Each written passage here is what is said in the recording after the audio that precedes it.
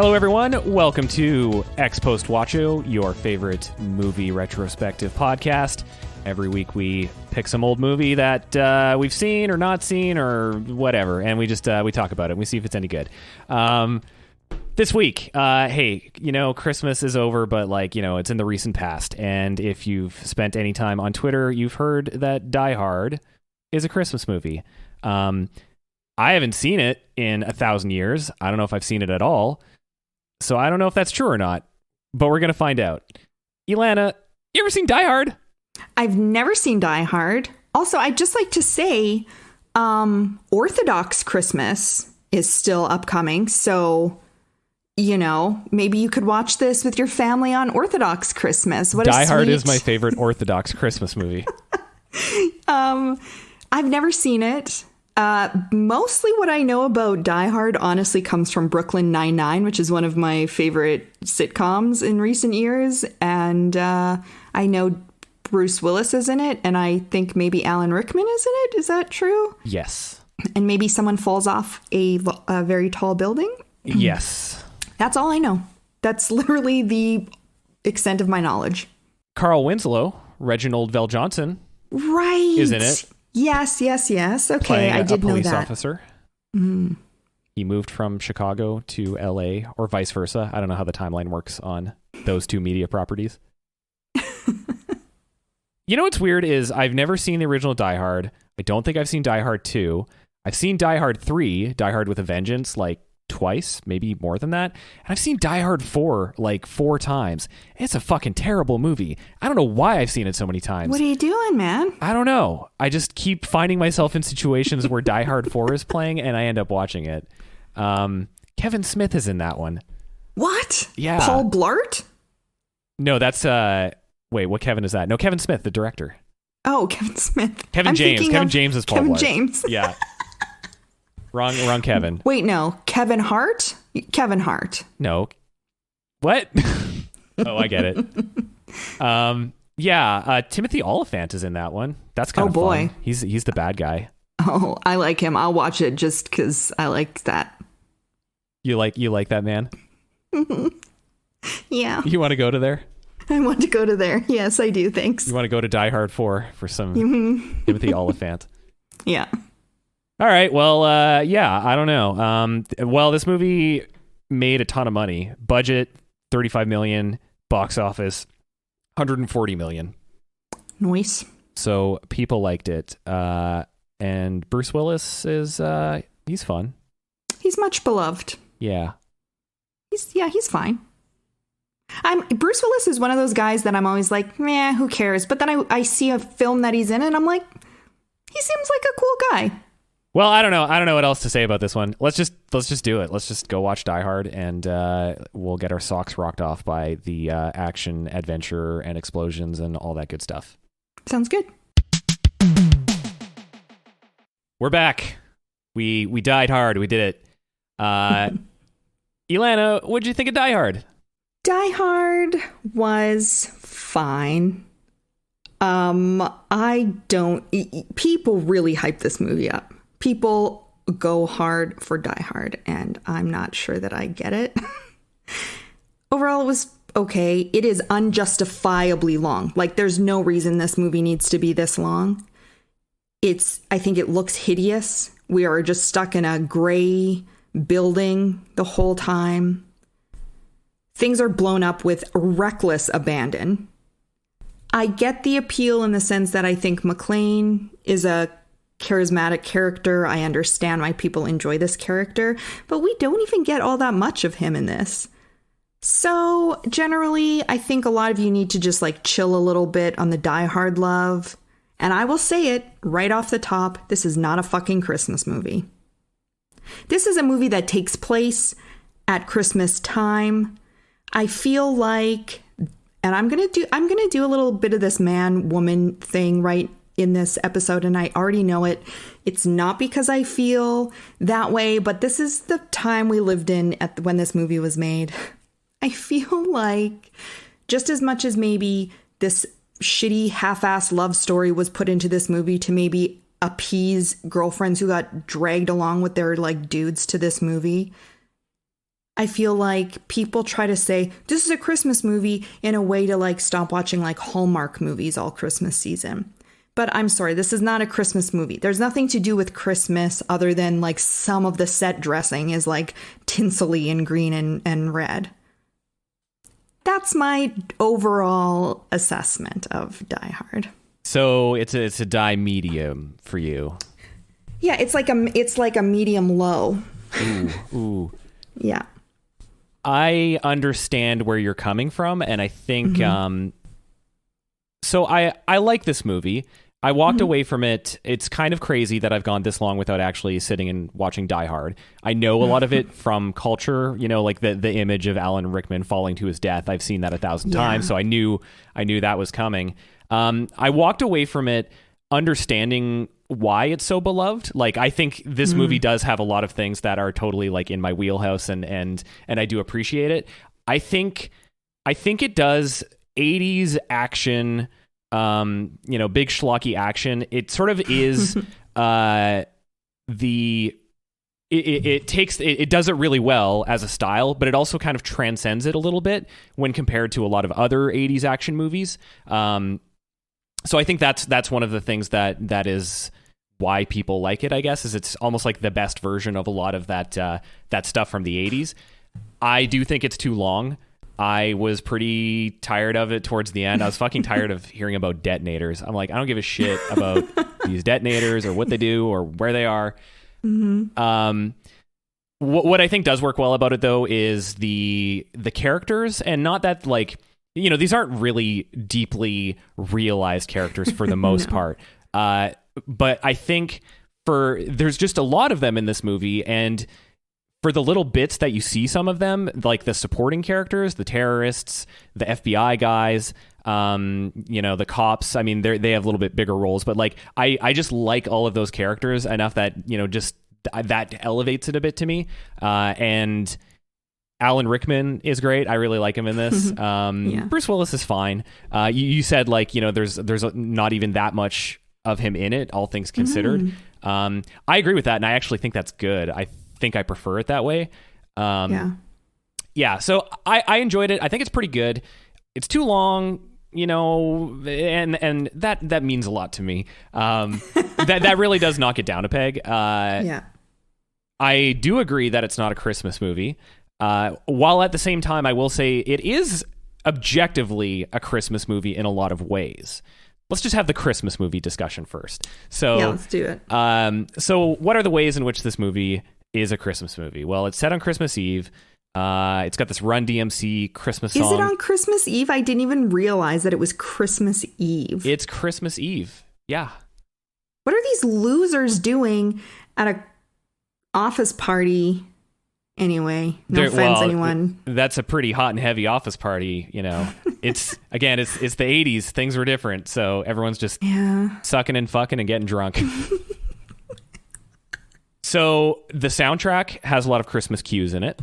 Like the actual score, they bring in Christmassy melodies throughout it. He puts the Santa hat on the guy when he sticks him down the elevator. It says ho, ho, ho in blood on his shirt. Yeah. It ends on a Christmas song. So it is a Christmas movie, objectively speaking. Just those facts make it one. However, it is not a Christmas movie in that I don't think it's really like the essence of a Christmas movie, which is sort of like togetherness and family. Compare that to like Home Alone. That is objectively a Christmas movie because it is all about like the family and togetherness or lack of it. Whereas this one, even though it does have a husband and wife kind of reconciling on Christmas Eve, it's just not that interesting or really that much of what the movie's about. Like the movie really is just the action movie and all that stuff. So in that sense, it's not a Christmas movie. Now, the reason why this has become a thing in culture, I think, as I remember it, I started hearing this whole thing about Die Hard as a Christmas movie feels like about 10 years ago. And I think it was kind of a joke people made because you could almost forget this movie takes place on Christmas because it's incidental to the movie. So I think when people were like, Die Hard is my favorite Christmas movie, they kind of were pointing out that like, hey, this movie takes place on Christmas. Remember that? And I think a lot of people probably didn't remember or care. So that kind of gave it a bit of something. And then, repeat ad nauseum. It's just a thing everyone says now. It's horrible that this Die Hard is a Christmas movie situation. Look, Christmas is very special to me, and it's just not my kind of bag. I'd rather watch Little Women than Die Hard, but everyone has their thing. You can do both. People, you got to negotiate. You don't want to separate yourself like Bruce Willis and his wife in this movie because you couldn't. With who? Negotiate with who? My own self. Me and my mom are gonna sit down and watch Die Hard on Christmas Eve.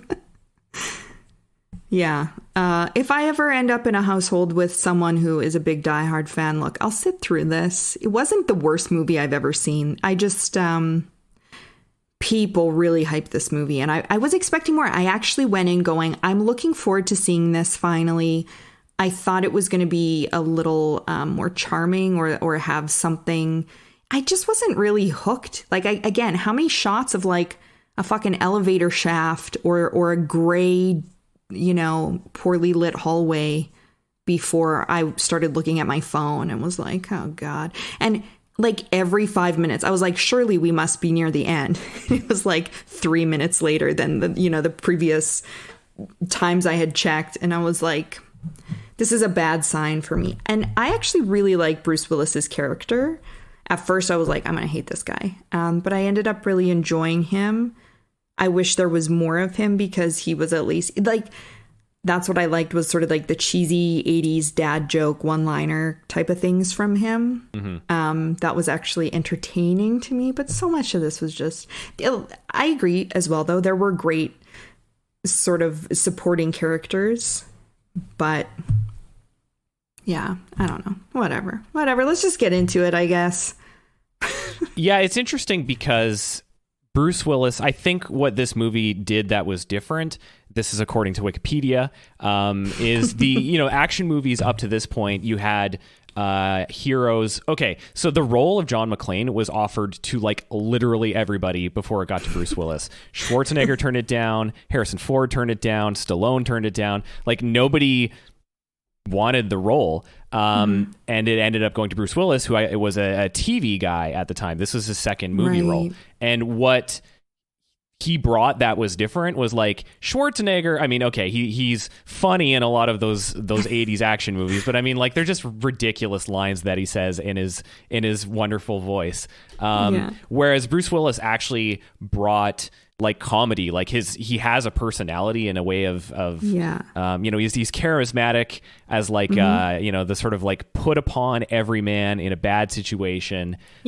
He's cracking jokes, but like they're not like let off some steam Bennett, like stupid one-liners after you kill a guy. Well, maybe he does do that. He does, yeah. But I don't know, they're funnier, and like it comes from a different sort of guy who's a bit more like everyman. So that I think was part of the reason that it did so well. No, I can definitely see that. And Bruce Willis, it's interesting for me. Okay, I have two things that I don't want to forget to touch on following what you just said. Bruce Willis is a guy, whenever someone's like, let's watch this movie, and it's like Bruce Willis, I'm like, oh God, a Bruce Willis movie. And then I watch it and I'm like, why do I shit on Bruce Willis? He's great. He's actually great. I do the same thing with Ryan Gosling, and I'm not sure why. I never want to watch their movies. I'm like, I don't want to watch this guy. And then they're great. The second thing I want to say before I forget. Okay, in the original script, if they've offered this to Schwarzenegger, are the villains still German? Germans fighting an Austrian in Los Angeles? Well, the crew is very diverse. There's a lot of Germans on that crew. So I did some research just looking at the ethnicity of all the henchmen. Now, these are the actors, not necessarily the characters. So you've got like the guy with short hair who gets killed first, the blonde guy. He's actually German. Carl, the long-haired blonde guy, who's like kind of Bruce Willis's nemesis, the brother of the other guy, he's Russian. Heinrich, I just wrote curly haired. That doesn't tell us anything. There was a couple American dudes. There was Theo, the black dude who had all the cool lines. I loved him. Is he the one who's singing the whole time? Yeah, and he's like... He's an interesting character. The quarterback is toast. He's great. He's my favorite henchman by far. There's an Italian guy. There's a guy named Fritz who just like looks like Fabio. I don't know where he's from. Fritz sounds very Austrian as well. Okay, so basically a bunch of like mostly blonde European men fighting each other in a Japanese-owned building in Los Angeles. Yeah, I don't know if it would have been that different with Schwarzenegger. Wow, the movie would have been incredibly different. I don't know if that's the thing that would be... It would be weird if they were all like speaking in like German and like Rickman is speaking like he is with his funky accent, and like I would be curious to know if that's who those guys would be in a movie, in a Die Hard starring Arnold Schwarzenegger. I think that would be a strange choice to keep them European or more like Northern European. You don't think Schwarzenegger would be loyal to the U.S. and fight these guys?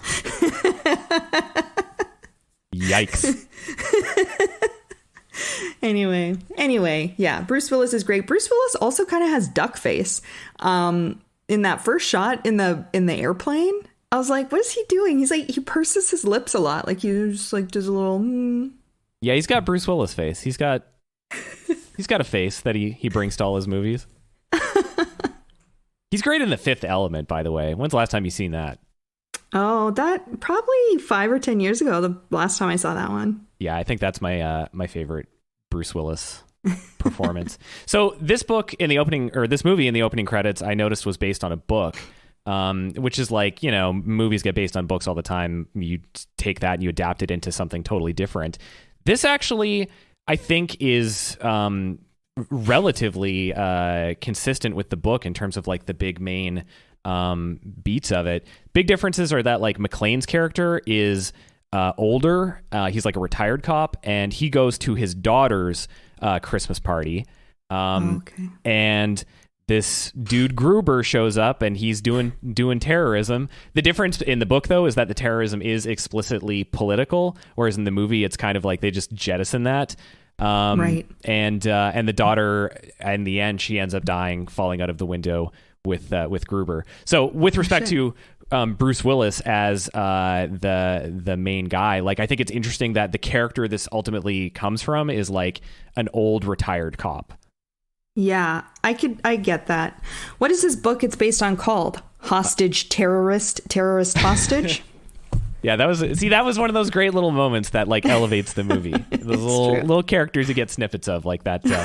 Why did he call it the Helsinki syndrome? Was that just I was looking this up. I guess that they were just like, we want to talk. Why didn't they I don't know why they didn't just say Stockholm syndrome, because that threw me. So I was like Googling it. I was like, am I stupid and been calling it Stockholm syndrome this whole time and misunderstanding what it is? No, they just decided to change it to Helsinki syndrome, I guess. What if this is a Berenstain Bears scenario and like, shit. Those events in Helsinki in the 80s? You don't remember that? Sweden, what are you talking about? So we got Bruce Willis as the put upon New York cop who finds himself in Los Angeles to see his estranged wife, who is at this really fancy company, and she's like second in charge. And Bruce Willis is fish out of water. He's a New York guy in California. It's crazy there. People are hugging in public. People are going up to him at parties, kissing him on the cheek like they know the guy. Hey. What is this? I liked that, actually. It was really, it's such a like dad, like kind of working class, regular Joe type of thing. Like, oh, California. I don't want to deal with that shit. Yeah, look at these hippies. Get a job. The opening scene definitely throws you back in time to like, oh, you could bring a gun on a plane and you could smoke in the airport. Yeah. Things were better then. Pre 9/11, these Gen Zs will never know. Yeah, only 80s kids remember. So he gets to the company, and we meet Ellis, the like shithead brother coworker executive. He's great. I fucking love this guy. Like, he's this terrible, guy, but I rarely have like a visceral reaction to a character on screen that I just dislike so much. I just wanted to reach through the screen and like wring this guy's neck. Like, he's the most enormous piece of shit I think I've ever seen in a movie. He's like full American Psycho styles.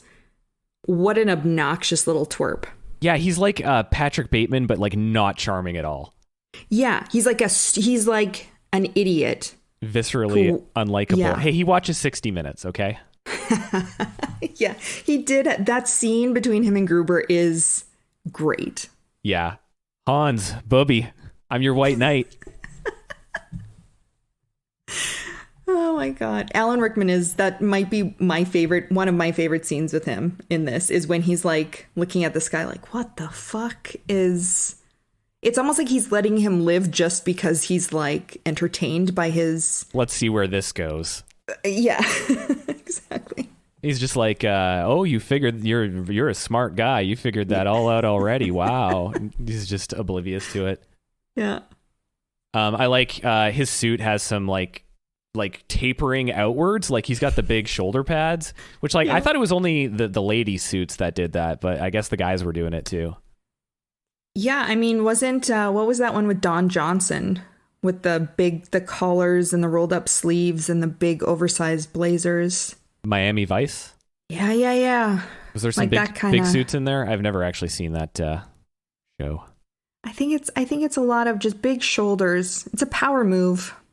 Power suits. Wearing football pads underneath your suit. Oh yeah, we also I forgot, on the way to the tower we get Argyle in the limo, who is like kind of not a weird character, but just like towards the end of the movie I'm like, why is this here? You know? Yeah. It's really strange. Yeah, I really enjoyed this character, but yeah, like trim some of the fat. At first I was like, what's going on? Like, okay, when we first see McClane interacting with people and experiencing Los Angeles, everything up until he first, like, the party gets overtaken by these terrorists, everything up until that point seems very suspicious. I'm like, what? There's a camera. Oh my God. Or there's a guy by the elevator. Like, what's going on? And this limo driver was just like so nosy. And I was like, why are they giving us all of these little things to worry about? Like, are we supposed to be viewing this as like, this is how McClane sees the world? He's like on his game all the time. This rundown New York cop, you know, you got to always be watching out. I was like, is this his worldview? Because it had a little bit of a different tone as to like when the action started to happen. And then I was like, are they just sort of like trying to build suspense? It was kind of an odd thing. So then I was very suspicious of Argyle when this movie started. I ended up loving him. Obviously, he's great and we all are rooting for him by the end. This poor guy's just trying to do his job. He's in this horrifying situation. But yeah, I was very suspicious of him at first because he was so nosy. And then we saw these shots of like, yeah, the security cameras and the man by the elevator in the building. And I was like, what are they trying to do here? I don't know that it worked for me, but it made me think about it anyway. It's interesting. I did notice some of that stuff. Like definitely there was the security guard that they like show a shot of and kind of linger on. And it turns out he was an actual security guard.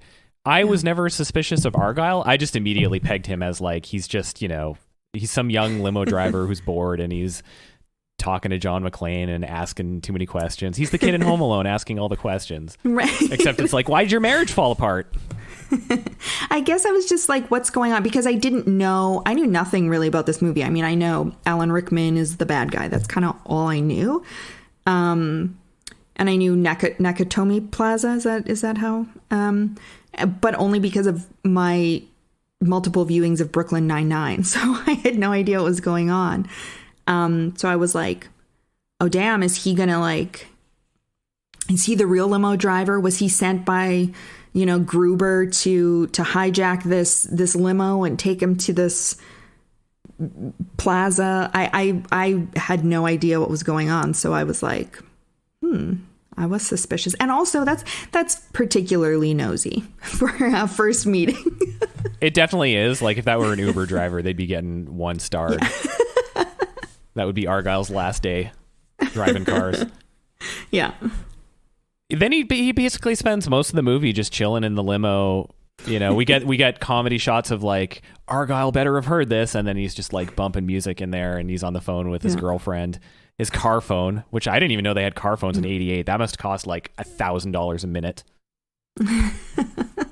And then at the end, he like crashes into the ambulance with the bad guy in it. So like, that's pretty cool. Yeah, he's one of the heroes. He is the hero. He's actually the protagonist. So Bruce Willis meets his estranged wife, and you were saying earlier, like, you know, why did they stick this romance in there? Was it to try and get the poor women into the movie so their boyfriends could make them watch Die Hard? I don't think that was the case at all, actually. I think it's because the book is using kind of a similar, you know, person is at Christmas party because loved one invited them there, and that's about it. She kind of doesn't really get a whole lot to do in this movie, you know, like their whole relationship is pretty incidental, I would say. Yeah. It's like it's like Christmas in this movie, you know, like that stuff is there, it exists, but it just like doesn't resonate with me in any way. Yeah, I agree. I was like, was she the only one? She was like maybe one of 2 women in this movie, and she really had nothing to do. The other one was pregnant. Yeah. Oh, yeah. And she was like, do you think I can drink? And she's like, yeah, girl. Like, I was like, no, what's do happening? this cocaine. It's safer. But yeah, I was kind of, especially when she met Gruber, and I was like, is she trying to like seduce him or befriend him, like to try to get in there? Because they almost hinted that maybe she was trying to outplay him or outsmart him.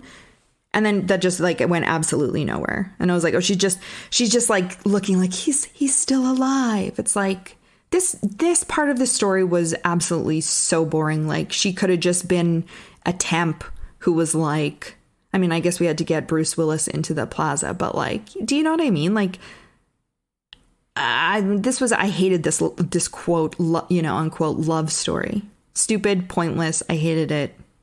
Boo.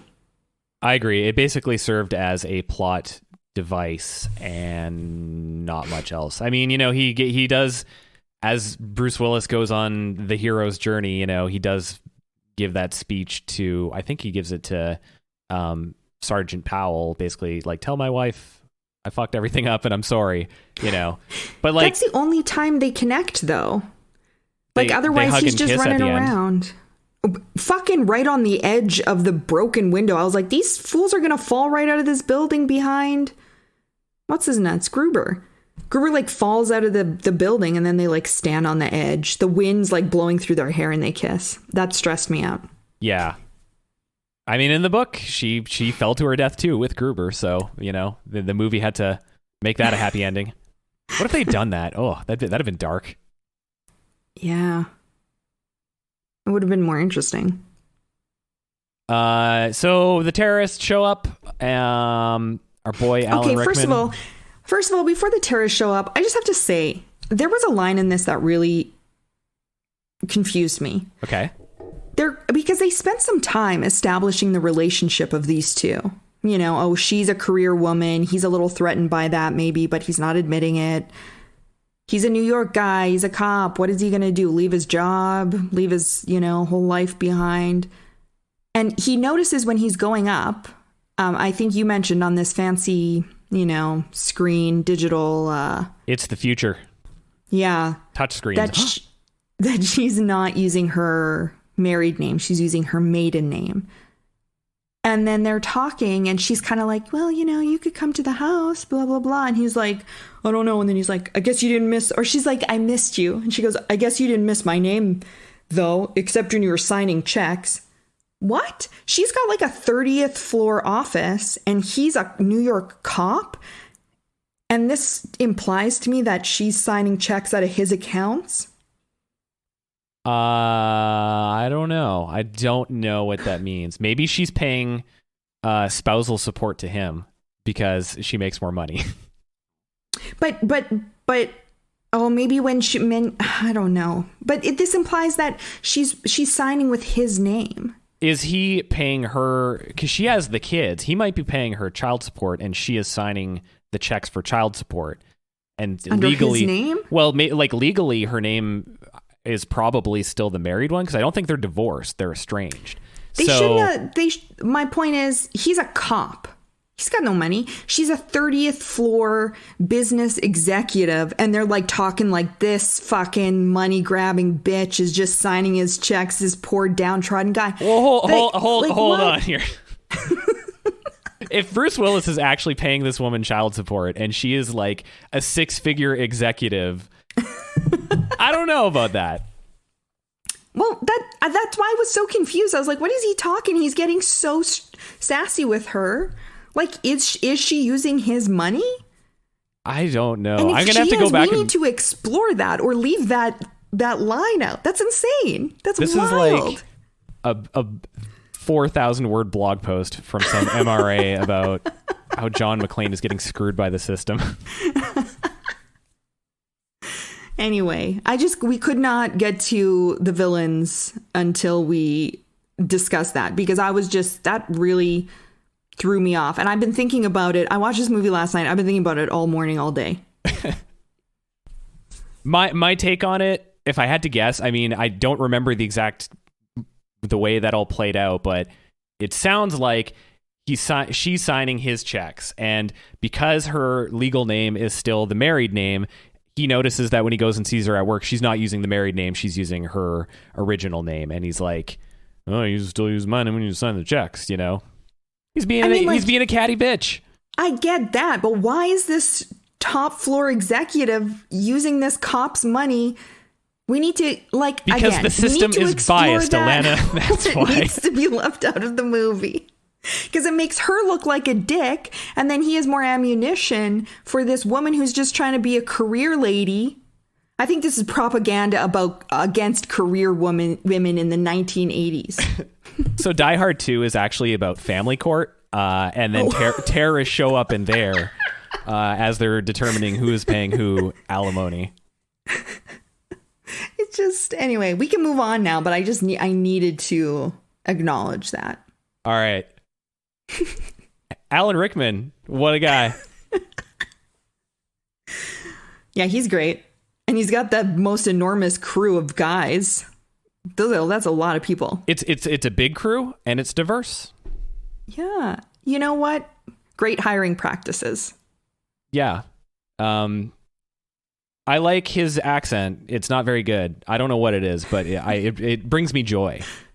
Yeah, he's so weird in this, and his accent is so weird. That was my note on Alan Rickman. He's fun to watch, no matter what he's doing. So it's just like, I think he's fun to watch because he's so weird. He makes some strange choices in this, which is, I think, what makes him so fun. I kind of always associate Alan Rickman with Galaxy Quest. He's so good in that. And I was sort of expecting a little bit more of that energy. Like in Galaxy Quest, he's kind of jaded and he's very deadpan. Whereas in this, I was surprised. He was more he was actually kind of charismatic, I guess. He wasn't grumpy. I was expecting grumpy Alan Rickman, I guess is what I'm saying. But I liked his character because he's very cool. He just seems like a cool dude. He's smart. He's calm, throughout the whole thing. He's got a plan. He's always, ahead of the crew that's freaking out. He's don't worry, this is all according to plan. And he seems like a smart dude. He just has lines that kind of, tell you a bit about him. So when they got the CEO in the elevator right before they kill him, he's oh, that's a nice suit. And he knows the designer. And then they start talking about the models, and he says I could talk about industrialization and men's fashion all day, and but we have to get to work. And I believe that is a kind of guy that you could talk for 3 hours about economic policy, which I think is fun. Yeah, he's an interesting character. He's a good kind of foil to Bruce Willis is still cool, but he's in kind of panic mode this whole time. So it's fun to watch their energies play off one another, even if they're not directly interacting. So one of the screenwriters, the guy who did like the second pass at the script, said that he approached the story from the view that Gruber is the protagonist. If Gruber hadn't planned the robbery and put it together, McClane would have just gone to the party and reconciled or not with his wife. And I think like that you almost see Gruber more in this movie, possibly than John McClane, or at least as much. And I sort of like, it kind of does feel like in some ways he is the protagonist, and John McClane is just like running around panicking the whole time trying to figure out like, what the fuck do I do? Yeah. That's interesting. Yeah, I think we definitely see him more, or we're more connected to him. We get more insight, I think, into who this character is, not just in relation to like the other people around him, but like what his motivations are. Yeah, which were like, I don't know. I guess like I ultimately didn't care that much about the motivations. I was interested, like, as things were going on, you know, he eventually like, so when they bring the CEO up into the elevator, into that room, they start looking at that model of stuff they got, and he's like, "Oh, I love models and the details and stuff like that." And the CEO is like, "Oh, our project in Indonesia," and he says like, "We're not gonna exploit it, we're gonna develop it," which is like, "Sure, buddy." But that kind of felt like a moment where like you were gonna figure out what the what his motivations were. But he says right there, he's like, "I don't give a shit," or he says like, "I believe you, sure, whatever." Yeah. And then he does say to the guy like basically, "Yeah, we're just trying to get this money." And he's like, "What kind of terrorists are you?" But then like later on, when the FBI shows up, he starts like they figure out he's part of some like East German, terrorist group or whatever, and he's trying to get a bunch of political prisoners freed. And you're like, "Oh, okay, that's his thing." But then you quickly realize like, nah, he doesn't actually care about that. It really is it's just a fucking robbery. He just wants money. He's just a really insanely good thief, which is what he says. Yeah. Yeah, I got a little bit lost for a little while with the motivation of these guys in general. And then it made me care less about what was going on, because I didn't really understand why. And then, I just didn't care. But this was around the time where I started to get really bored. This is about 30 minutes in, and I was like, oh boy, they had me, and then they lost me real quick. And it was a bit of a slog for the rest of the movie for me from this point, kind of when they take the CEO of the development corporation or whatever it is. Yeah, that's where it really just kind of becomes the action movie, and just like, I don't know, I think it does the action stuff pretty okay. Like there were edge of your seat moments literally for me, just because there's a couple shots where there's like heights. Like he's dangling, he's holding his gun strap dangling down this vent, and then like right towards the end when he like swings from the fire hose and he's inside the building and the thing is like almost pulling him down. Like, I mean, that's just me, like I stand on a balcony and stare down and you get that like feeling in the pit of your stomach. It was just doing that to me. So I was like, all right, that kind of stuff is okay, but this just, I don't know, it just goes on so fucking long. Yeah, and it's like it is all in one place. Everything looks the same. It's like, how many times do we need to see McClane dangling over the edge? Once. One time is enough. So other than the plaza, everything else was filmed in that building. So the whole movie was filmed on location, which actually I didn't mind that. It is pretty samey. I mean, it's like, I don't know, it's the same office building, all the floors. Hey, look, you're at the bottom, now you're at the top, now you're in the vents, or now you're in this area that is like not fully finished yet and stuff like that. I guess it does look a little drab, but that didn't bother me so much, because I do like the premise of the movie and kind of the way it's like everything is happening for one night in this one place, and they're on this floor and he's here and trying to figure it out, and they're sort of chasing each other. That didn't bother me so much. I mean, really, it does bother me just because the movie's so long. So by the end, you're like, I want to get out of this building. But I didn't mind the sort of like drabness. It felt kind of realistic. Yeah, maybe that's why I was bored. I felt like I was just in an office building watching these guys kind of play cat and mouse a little bit. But it felt like a very low stakes game. And I know there are people in the building, but it was just like, I didn't feel like they did a great job of building up the tension. Also, all those people from the party, they were all set up to be a bunch of fucking assholes. We get the nice older gentleman who's like the CEO with that horrifying headshot, just like, ugh, gross. That was good. He's killed off super early. And then you kind of, well, I kind of didn't give a shit about these other people. I was like, they're set up to be horrible.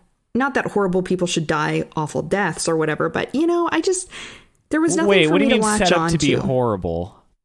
Well, like, they're just like partying, like just doing coke and fucking each other and just like, being dickheads to one another and money greedy assholes and drinking while they're pregnant and like 80s like Reaganism decadence. Yeah. And I mean, maybe now we look back and maybe at the time it wasn't like, wow, these are horrible people. It was just like, wow, these are cool kids, living the dream. I don't know. I mean, it's kind of like the Wolf of Wall Street, like you could do this movie where they take over that building and I hate that movie. I know. It. Stop celebrating shitty dudes. Anyway. So I'm okay. So where were we? I was still bored. No, I agree with what you're saying, though, about like the stakes, I guess. Like that is something I noticed was that the hostages weren't really that much of a plot device or factor. Because like usually when you get, like the terrorists take over and they have demands, it's always like, and we're going to start executing people, if you don't do that. And by the end of this movie, you do find out that like he was going to like, I think this was the plan. I don't even totally understand. But like Hans Gruber was going to fake his death by having the building explode or the rooftop explode, I think with all the hostages. So he was going to just kill everyone. But like you kind of, as the movie's playing out, you don't learn that until pretty close to the end. And before that, they don't really make a point about like the hostages don't feel in danger, I guess is really it. Yeah. Like when one of them does get killed, or the two that get killed is the CEO, which like, okay, like there's something going on there. And then it's dipshit Ellis, doing his routine. And that was just like satisfying. Yeah. Yeah. The stakes just weren't set up very well, I don't think, for me to care about really anybody. So McClane starts killing dudes. He kills that guy, short-haired German guy, who I did like. I like his gray sweatpants and gray sweatshirt. I don't know why I noticed that outfit. I was like, it's a very plain outfit, but it was really working for him. It was like very like high fashion loungewear or something. Yeah, that guy looks like he would be a model. Like that is he was wearing that outfit because they had photographed him for the catalog moments earlier. Yeah, I agree. That guy, that was a boring scene though, when him and McClane go head to head. It was supposed to be like, oh no. And I was like, oh God, like, let's just get this over with. But I have a question. The dead version of him when he sends him down in the elevator, was that him or was that a dummy? Because it looks like a dummy, just the way he's like positioned, and his face looks a little clammy and it looks a little too perfect, but maybe that's just model guy's face and he was just like sweaty from being in a sweatpants. He's acting dead, like maybe he's just a really good actor. I didn't even notice like what the body looked like at that point. I was trying, actually, it's because I was trying to read the text on the shirt so much, so I seriously didn't notice. Why does John McClane do that? This doesn't make sense to me. He's like, no one knows I'm here, so I'm gonna kill this guy and tell them I have a gun and just start like provoking them. I mean, I guess he does like hide above the elevator and like make notes of people's names and stuff like that, so he gets some recon out of it. Still seems like a really bizarre decision. I've played enough of the Hitman games to know that when you kill someone, you take their body and you hide it somewhere so that other people don't know you did that. Yeah, maybe he was like just trying to, I guess I thought, look, this one guy is going to save the day. He's going to be like, yo, I'm watching you. All you giant European men, you can just like chill out now because I got you. Back away. I got eyes on you. That's a bold strategy, thinking that'll get him to back down. It just didn't make sense to me. He's a middle-aged white New York cop. If 2020 has taught us anything, those guys have some balls. So Well, I mean, we do get some police backstory here, some timely. So John's got a radio. He manages to call the radio dispatch. I did like that scene a lot where he's like talking to those like radio dispatch people, and they're like, get off the channel, and he's like, I sound like I'm ordering a fucking pizza. Yeah, I liked that moment too. I was like, what a bitch. Just listen to this guy. He's like panicking. And she's like, sir, you're going to have to call 911. What? Yeah, that's a movie thing, I think, where just people don't act in ways that make sense. And there was a lot of that in this movie. They send over Sergeant Powell, who is fun. I liked him. He's a fun character. Him and John have a bromance. That is the most romantic relationship in this movie. And I don't mean like homoerotic, but like they develop like an affection for each other that is very like clear. And by the end, when they see each other in person, they're both like looking at each other, and they have a big hug. I cried at that moment. That was my favorite thing, hands down, about this movie was their bromance. I thought it was lovely. It was very charming. 2 thumbs up for their bromance. I like that he knows the ingredients of a Twinkie, and they riff on that. So shortly after, now all the police show up, and the police chief shows up, and he's another one of the characters I fucking loved. Wait, I'm sorry. We passed over something that I also need to talk about. Okay. First of all, the scene where a guy in the black turtleneck or whatever comes in, and he's just like, freeze, motherfucker. And they just yell at each other like lunatics for a while. I was laughing so hard. That scene was bananas. But then he throws him out the window, because that happens before the other police show up, because he goes to check it, Powell, and he's like, there's nothing going on here. And then they throw him out on top of his car to be like, hey, you assholes, because he calls emergency services. Gruber sends them away, right? Yeah, that was right before this. So he's like, I need to get their attention. At this point, obviously, I didn't know Powell's backstory. And so when the guy falls on his car and he just goes gonzo, he just like, the way he's driving his vehicle, I was like, where is he going? What is his plan? That was nuts. It was absolutely bananas to watch without knowing the story. I mean, later on, we find out he has had some on the job trauma. And I was like, is this like bringing things back? We know he's been at a desk job. Like, is he just stressed? What the fuck was going on in that scene? Well, so the body hits his car, but then they start shooting at him like immediately. Like, it looks like he goes 45 miles down the road. He does. That scene is very long. Yeah. But he was being shot at. So he's a cop. You get shot at, you're still going to panic. You just slam reverse. Put the thing in reverse. Put it in drive. I was just like, this is nuts. What is going on? This is real backseat driving while getting shot at. Anyway. That was an absolutely wild moment. I couldn't believe what I was watching. I watched it twice, actually, because I was like, did I miss something? Why is he going so far in reverse, putting his life at risk anyway? I guess he did a risk assessment in those few moments that he had, decided this was the best approach. I think this scene was bananas. Can I say that more? It was bananas. He wasn't ready for it. He went in there and talked to the security guard that looked like Huey Lewis, but isn't Huey Lewis. That guy looks a lot like Huey Lewis, by the way. I actually, for like a minute, was like, is that him? Was he cast in this? Because he had been in movies. But anyway. Sorry. So the FBI show up. Or the police, sorry. Yeah. LAPD. So all the police show up, and we get Paul Gleason as the LAPD deputy chief, who I liked. This is one of those characters that like elevated the movie for me, or just like, I like that guy. I think the only other role I know him in is The Breakfast Club. So you just kind of get the vibe he's going to give everyone detention.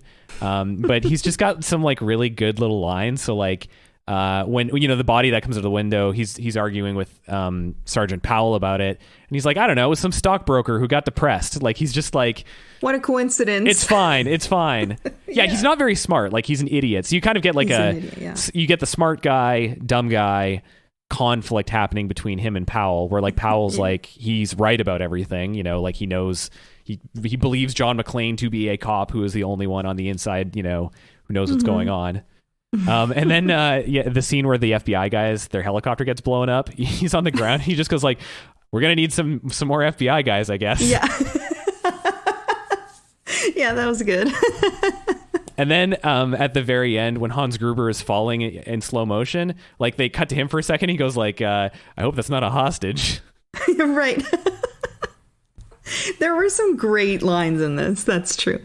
Yeah, like that was like a comedic character that, like, you can do comedy in these movies really bad, and I think like that kind of stuff worked for me. Same with the two FBI agents. Like, there's a bit that they're both named Johnson, and like that could be the cringiest shit ever, depending on how you play it. But I think they play it like just the right amount in this movie, because like they say, they introduce and they're like, Johnson, yeah, no relation. And then like there's a moment where the one dude is on the radio and he's like, yeah, it's Johnson, no, the other one, and that's about it. That's about as far as they go with it. But then they also just kind of have a little bit of a dynamic between them. Like, there's one or two lines that just kind of show you they have some kind of relationship that is very entertaining. I agree. Those guys were all really funny. Yeah, so they send the cops in. They get all shot up. The vehicle gets blown up with a bazooka. That's Is this before good or that they after? brought bazookas. Is this before or after McClane fucking like sets off a bunch of explosions down like the elevator I think shaft? It's right after that. That seems, I just, that confused me. I was like, this seems like a really reckless move. What is he doing? What is his intention here? Yeah, I agree. I was sort of surprised at like, wow, he just made that huge fucking explosion. That seems really dangerous and like, unsafe. That was the one and only time I was worried for the hostages, was when McClane started blowing shit up for, I don't know why reason. Yeah. Again, something that could have been cut so this movie wasn't 45 fucking hours. So it's basically action time in this movie for the next like fucking hour and a half. I don't know. I'm just trying to see like what are the big moments here. Ellis tries to win over Hans Gruber and get shot for it. That was good.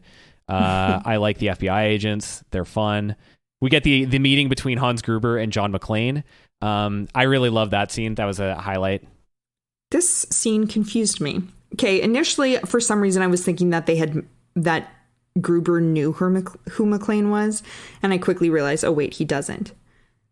He seems very flirty in this scene. Like, Gruber is like giggling and kind of like being like almost coy. He's like, do you smoke? And he's like, yes. And I'm like, what the fuck? What's happening? I was so confused. At first, I was like, oh, he knows him. No, and he's trying to like, I don't know, be not seductive, like necessarily in a sexual way, but just like trying to get him on his side and trying to play something. And then I was like, well, they don't know each other. But then I was like, wait, if he doesn't know that this is him, like, is he attracted? Like, is he actually flirting? Like, what is happening right now? Just a little time out of the movie for Hans Gruber to get a little hard. He was so, and then that all stops as soon as he hears what his name is. But like, I that was another thing. I've been thinking about how giddy he got when he got offered a cigarette. What was that choice about? I think I need to read this book, to be completely honest with you, because. So that scene is not in the book, actually. So this was a scene that kind of like came to them at some point where they wanted to have a meeting between the two characters, but they couldn't figure out a way to make it work. And I guess Alan Rickman was talking to someone on set and doing an American accent, and they're like, "Oh shit, that's perfect." So the way I interpreted this scene is, I think Hans Gruber knows who he is the second he sees him. Like, he's the other guy. He's got a gun attached to him. He's filthy. It's true. Like, of course it's that guy.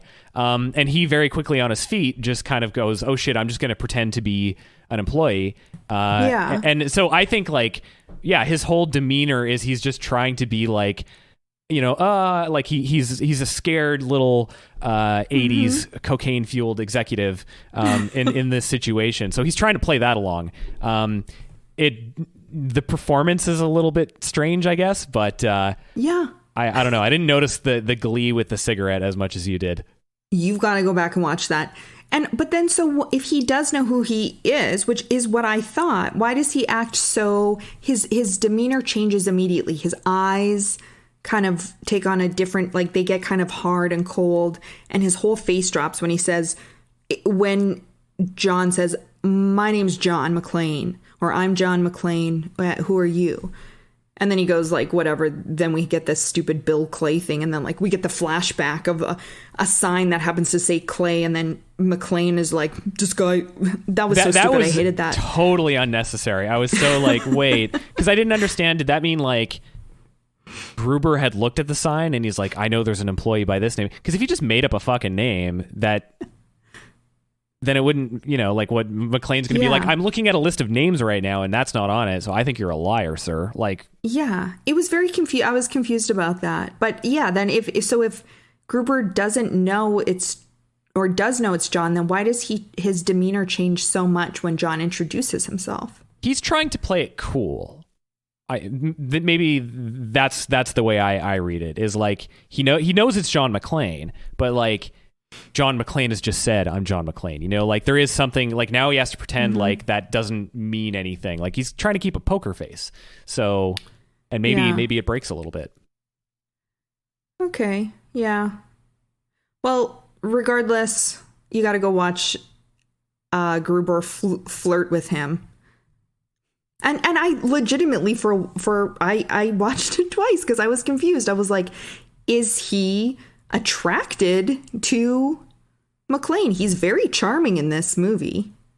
Maybe he's like, he's got his guns out at that point. By guns, I mean like his bare arms are exposed at this point. We see, but he's not shirtless yet.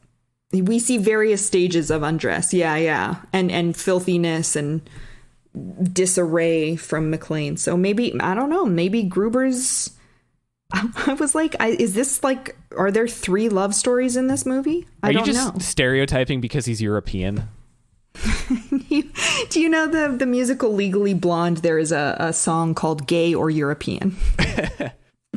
We don't know Gruber's personal life. So maybe he sees John McClane and is like, that's a handsome man. Wah, wah, wee, wah. But John is like, hey, buddy, I have one bromance in my life. I'm trying to manage that and an actual marriage. I can't bring you into this. It's the 80s. Polyamory isn't normal yet. I'm just a regular New Yorker. Yeah. And what is this California shit? Yeah. So eventually, Hans is like, I'm going to shoot you, John. He blows his cover and starts speaking German into the walkie-talkie. So so I guess, McClane knew it was him or suspected enough to give him that little test. So John runs away, and then we get another tedious action scene where they shoot out the glass. That was a thing I knew about this movie was like John McClane has to step through glass. I thought it happened earlier. I didn't realize it was like this far into it. Because he took off his shoes because the guy on the fucking airplane told him to. Right.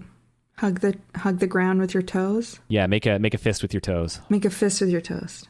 So John goes to the bathroom and is picking shards of glass out of his feet, and he has a real heart to heart with Powell about his marriage and his life. And Powell explains he shot a kid. That was rough. Yeah. So there is kind of like a moment they do play on that, elaborate on it at the end, because you've got Powell when everybody gets out of the building. Suddenly, Carl, the guy that we thought was dead, is not dead. And then Powell fucking lights him up, which I guess is supposed to represent like he's got it. He's back to his old self. But like, yeah. I mean, that was an easy one. But then the next thing that happens is Argyle drives in his limo and like Bruce is like, don't shoot that guy. Yeah, that I watched it. I know what you're talking about. I didn't really pick up on the subtext there when I was watching it the first time. I was just really happy for Powell. I was like, I also cried at this moment. I really did not anticipate crying during Die Hard, and I got choked up twice, and that was the second time. So it is, and a I Christmas like that movie. shot coming up over his gun. That moment of the reveal of who shot him, who shot the what's his nuts, Hans or whatever. Carl, not Hans, Carl.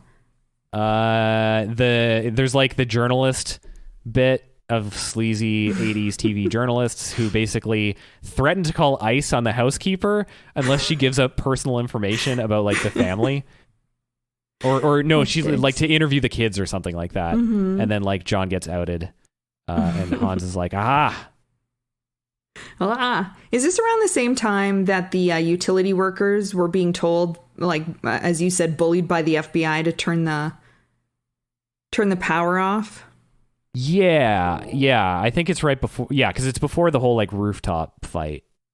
Yeah, because why the fuck did all these Los Angeles utility workers have like New York East Coast accents? Did you notice that? I sure did. I didn't. Anyway. Is that like racist stereotyping like they have in... This is a big thing in like fantasy stories where like the orcs always have like Northern England accents, but like all the good guys have Southern like London accents. Maybe this is some kind of like class prejudice at play here. All the blue collar workers are like, hey, I'm working here. Hey, I'm in Los Angeles. Running the power grid. Yeah, that was just a weird little thing. And also I think before they get to the rooftop, we get like the most 80s like fight scene ever with McClane and I think it was Carl, where they're just like white guys doing karate chops, which is very 80s. And why did we give it up?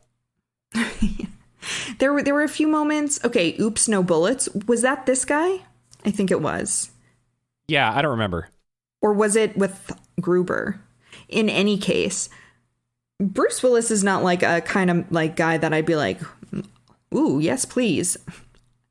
As I mentioned in my notes, I must be ovulating because that scene. I was like, yes, like that's a man. Look how sassy he is about this. He's funny and he's smart. Love it. And I also love that line when he's like, motherfucker, I'm going to kill you. I'm going to fucking cook you. I'm going to fucking eat you.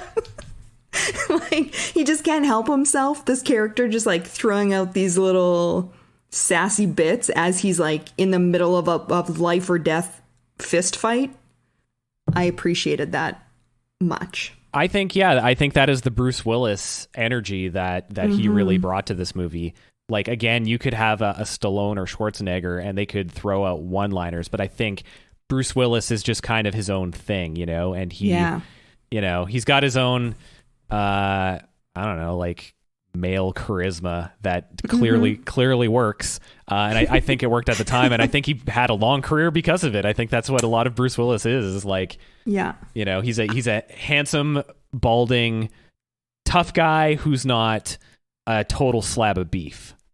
Yeah, and I think that's why so many men and women, and not to be, you know, just like black and white about it, but like I think that's why so many people really respond to Bruce Willis, because he's not threatening, but he's still just a little elevated, cool guy, you know? Yeah, he's very, like, his thing is very like, I don't know, like he's in a situation and he's going to comment on it. He's just like talking himself through whatever fucking shit he got himself into. Like Fifth Element is kind of, you know, the same kind of thing. Like he's, you know, he didn't want to be doing all that sci-fi nonsense that he gets sucked into, but he has to. So he's going to complain the whole time and it'll be fun. Yeah.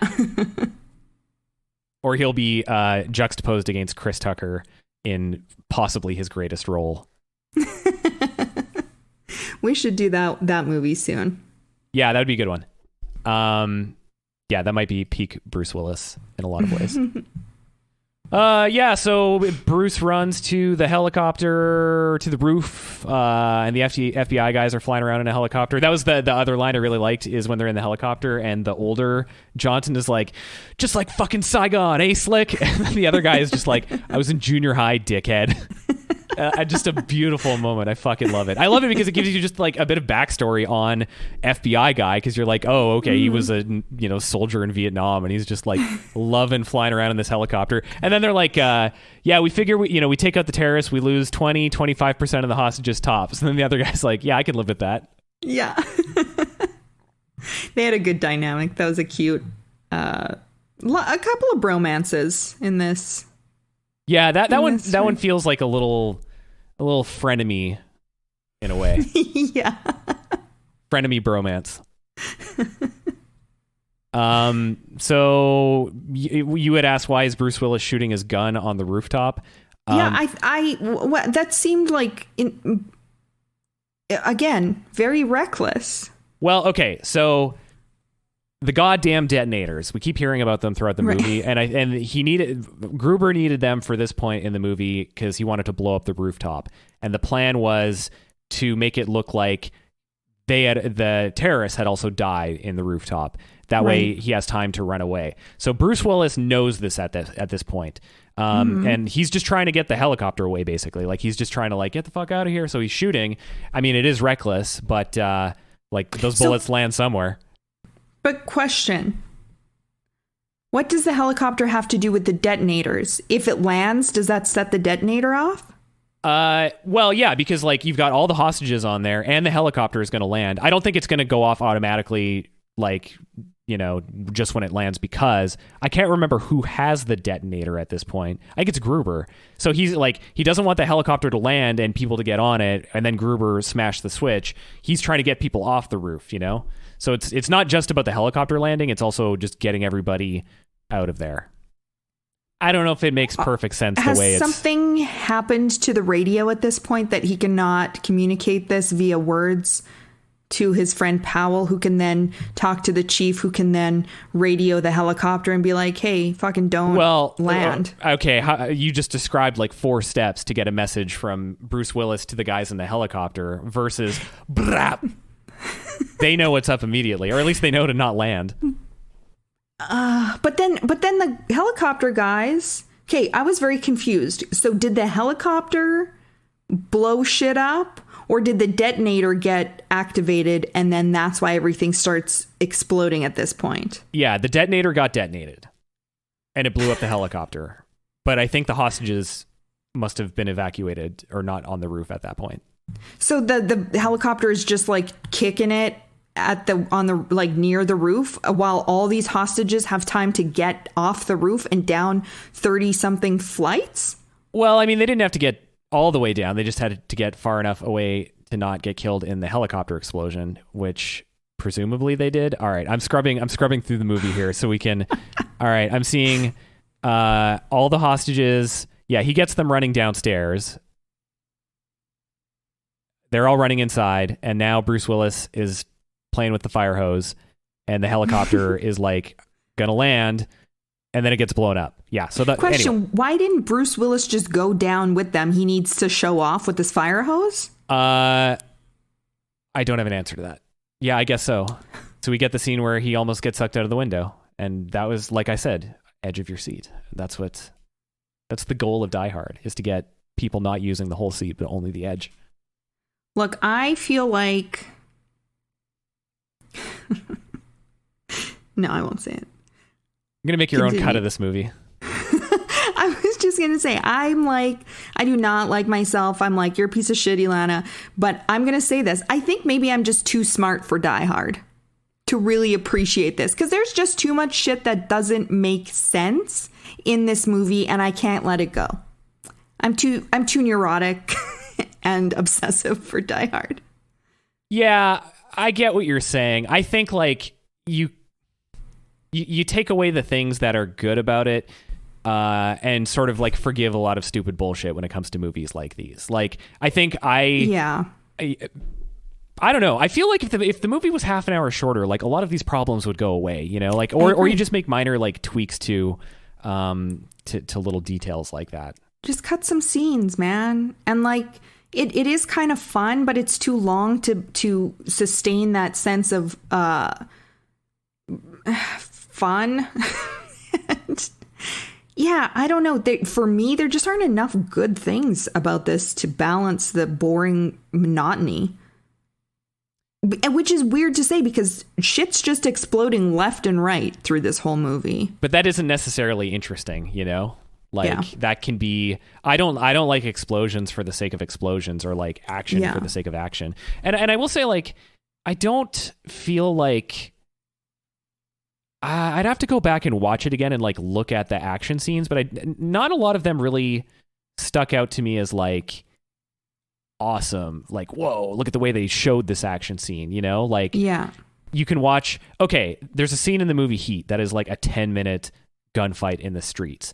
And like, it is like literally nothing but action, but they do it so well that scene is like incredibly watchable and you're just like entranced by this gunfight. Whereas I feel like a lot of the action in this, it happens and it's like, it's objectively an action scene in a movie, but it wasn't really interesting to me in some way that I just don't remember. I can tell you that like the helicopter explodes, but I couldn't really tell you like, I couldn't picture in my head the way it happened, you know?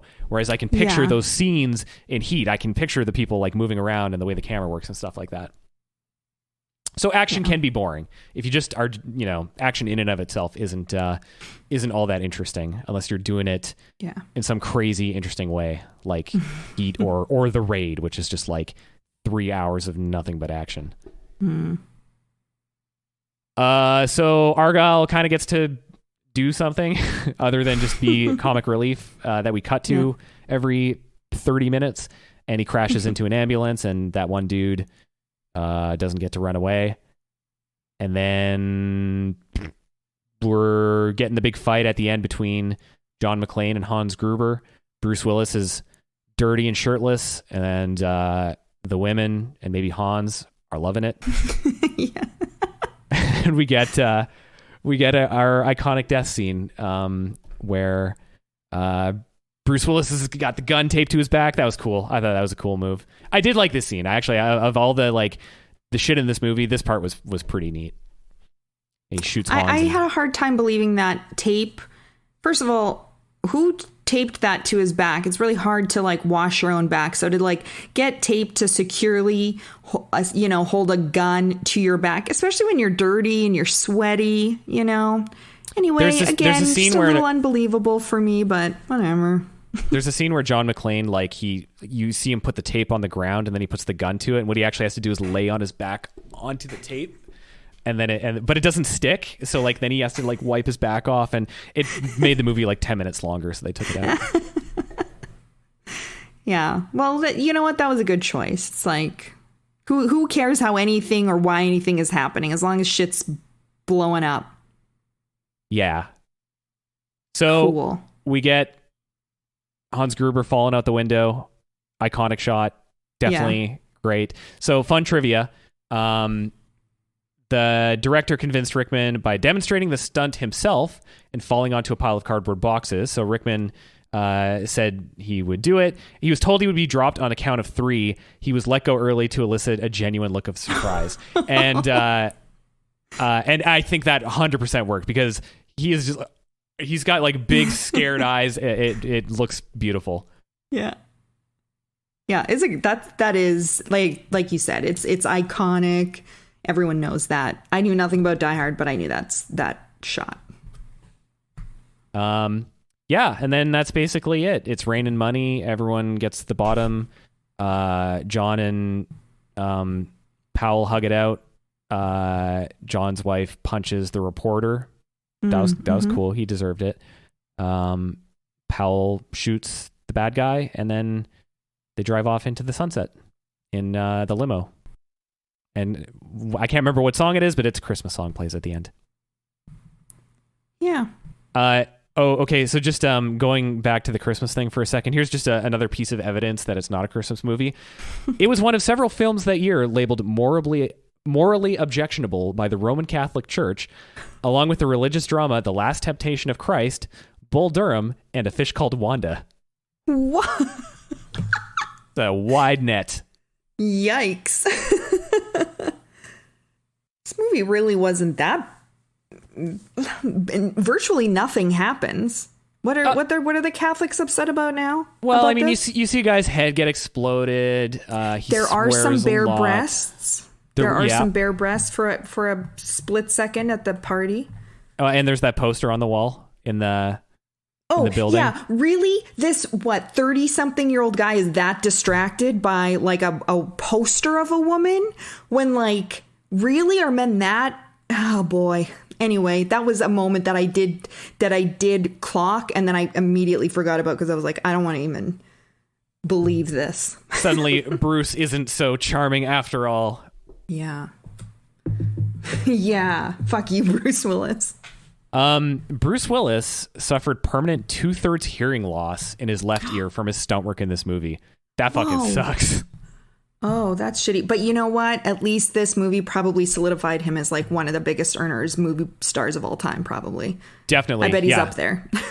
This movie, like, for sure made his career. Like, it was a big thing. So, when they were looking for a name, they ended up with Bruce Willis, and they paid him $5 million, which was like crazy at the time for just because of his experience. Like, I think maybe an Arnold or Stallone, they might have got that money. I don't know what the numbers actually were then, but like, this is the impression I get from reading. But for him, they're like, yeah, he's a TV guy. Like, he's, you guys are crazy.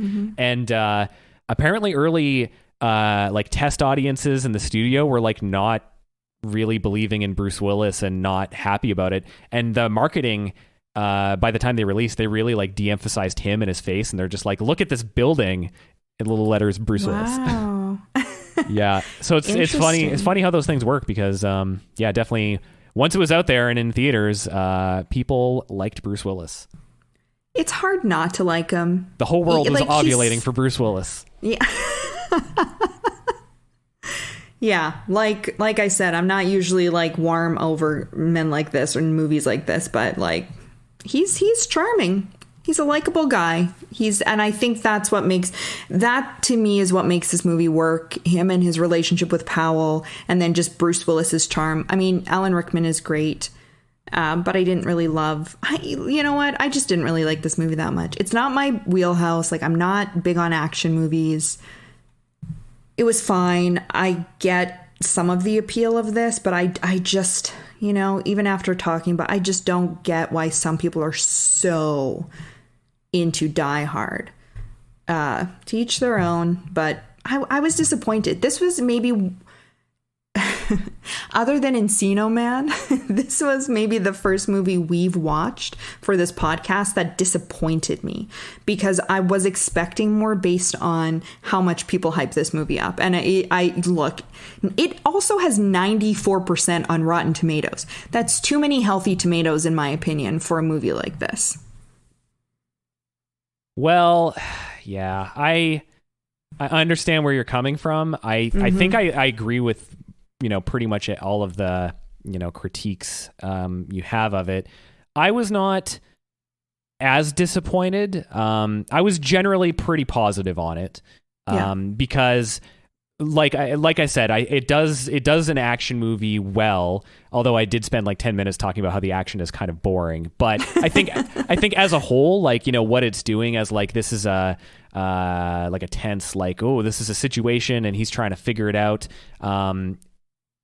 That plus, it's got like the bad guy and his crew. I think it's one of the best bad guys and crew just like put together. Like, like a lot of these old movies, there's just like generic faceless dudes that get killed. And a lot of these guys are really kind of generic. Like, you don't learn much about them, but they're just, I don't know. They just all look the right way and work together enough that I like watching that crew. You loved all the random shots of like just guys in hallways looking at wires, tinkering with stuff.